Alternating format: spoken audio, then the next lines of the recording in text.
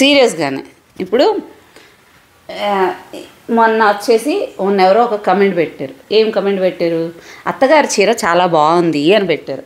వెంటనే ఇది మాట్లాడడం మానేసింది. నేనేం చేశానే అనింది. అత్తగారి చీర బాగుంది అంటే అర్థం నా చీర బాగాలేదనే కదా. సో నువ్వు నాకు సరిగ్గా చీర కొనిలేదు, 2 నువ్వే కదా కొనిచ్చింది అనింది. సరే అని చెప్పి అట్లా కూడా నా మీదకే గొడవకు వస్తారా? సరేలే అంటే ఆవిడ కలర్కి బాగుంది అంటే నా కలర్ బాగాలేదా అనింది. అట్లా కాదు సాయి, అంటే యాక్చువల్లీ ఏదో జరిగి ఆమె వయసుకి అంటే ఆవిడేమో వయసు కోసం వచ్చింది, అంటే నాది వయసు అయిపోయిందా అనింది. సరే ఇది ఇట్లా కాదని చెప్పి అప్పుడు ఏదో గొడవ అయింది అని చెప్పేసి కీర్తికి చెప్పిన. కీర్తి ఇట్లా వీళ్ళు కొట్టుకొని నా మీద అంటున్నారు కీర్తి అంటే, కీర్తి ఏమనాలి? అవునా మేడం అనాలి. ఏమంటుంది తెలుసా? అంటే ఇన్స్టాలో యూట్యూబ్లో వీళ్ళ గురించి మాట్లాడుతున్నారు, కొట్టుకుంటున్నారు, నా గురించి మాట్లాడట్లేదు ఎవరు, అంటే ఇక్కడ నాకు ప్రియారిటీ ఇవ్వట్లేదు మీరని ఈ విధంగా కీర్తి వచ్చింది. అసలు నాకు ఏం సంబంధం ఈ గొడవల్లోకి అంతా? గొడవలు నేను ఎట్లా పెట్టినా?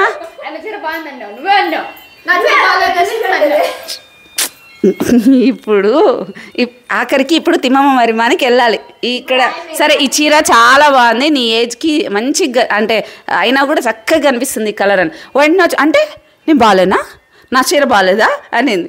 ఇక్కడ మ్యాటర్ ఏంటి అంటే, ఇప్పుడు ఇంటికి పోయి చీర కట్టుకొని రావాలా, తిమ్మమ్మ మరి మనకు పోదాం కదా అంటే చిన్న షాపింగ్ ఉంటుంది, మంచి రెడీ అయ్యేసి వస్తా అంటే బాగుంది ఇదే చీర చక్కగా ఉంది అని నేను నార్మల్గా చెప్పా. అంతలోనే సీరియస్ అయిపోయి అంటే నా చీర బాగాలేదా, నేను మార్చుకోవాలా అంటే నేను బాగాలేనా? అసలు ఈ గొడవలకి నాకు ఏం సంబంధం? ఈ సంబంధం ఏ రకంగా ఉంది నాకు సంబంధం? నాకు ఏం సంబంధం కీర్తి? ఇప్పుడు చూడు అది ఎట్లా? ఇప్పుడు వాళ్ళెవరో ఫాలోవర్ నీ చీర బాగుందమ్మా అని ఆవిడని అనడం ఏంది? నువ్వు ఆ చీర ఆవిడది బాగుంది అంటే నా చీర బాగాలేదు కదా, నువ్వెందుకు తీసిలేదని నన్ను అనడం ఏంది? ఎలా అయితే నేను అన్నిటికీ కారణం?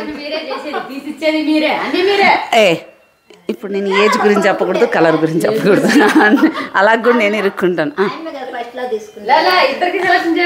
నీకు మొన్న ఏం జరిగిందో తెలుసా? మొన్న చీరలు కొంటున్నాం, నువ్వు లేవు. అదేం చేసింది తెలుసా? ఇది అది అని పక్క తీసాంది.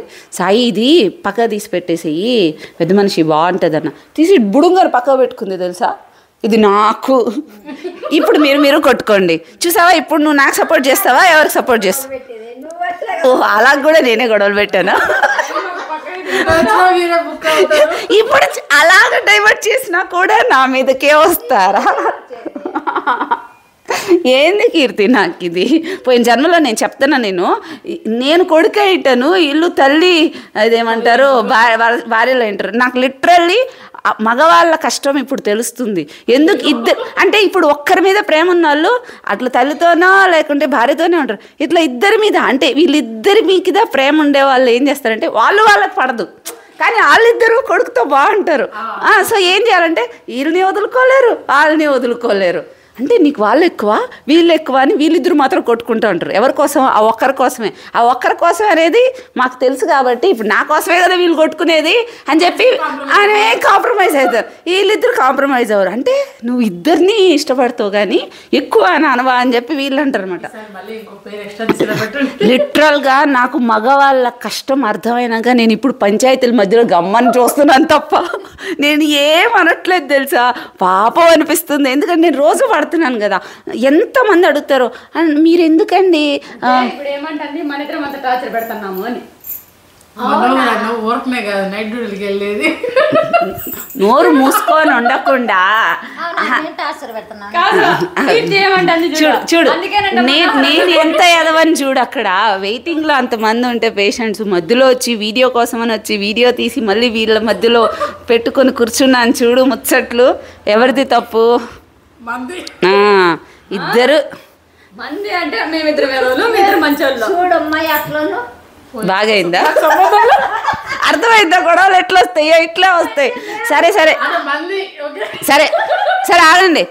అందరూ వర్క్ ఎవరి పని వాళ్ళు పని చేసేసుకొని ఫాస్ట్గా రెడీ అయ్యి పోయేసి వద్దాం తిమ్మమ్మ మరి మనం. ఓకే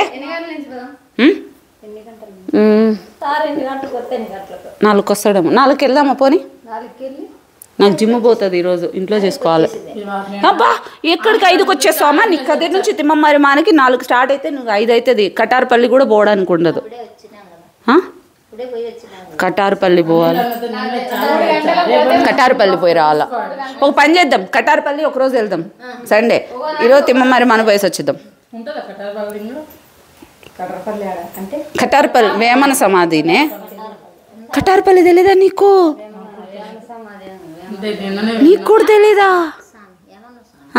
ఏమని సమాధి అదేనే కటార్పల్లి లోపలికి ఉంటుంది. కానీ నువ్వు అసలు ఏది చూడలేదు. వెళ్దాంలే అయితే కటార్పల్లి. మీ చెల్లికి చెప్పి వస్తున్నామని అయితే అన్నీ పంచులేస్తూనే ఉంటుంది.